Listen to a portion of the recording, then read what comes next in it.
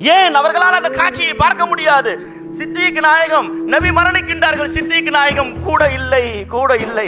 அவாலியுல் மதீனாவுக்கு சென்று விட்டார்கள். எனக்கு அதை படிக்கும் பொழுது எனக்கு நினைவுக்கு வந்தது, நிசாமுத்தீன் மஹபூப இலாஹி ரஹ்மத்துல்லாஹி அலைஹி மரணிக்கின்ற பொழுது அமீர் குஸ்ரு ரஹ்மத்துல்லாஹ் கூட இல்லை. இந்த வரலாறு தொடர்ந்து கொண்டே தான் இருக்கும். நபியுடைய தோழர்களால் அந்த காட்சியை பார்க்க முடியாது. சித்திக் நாயகத்தால் எப்படி பார்க்க முடியும்?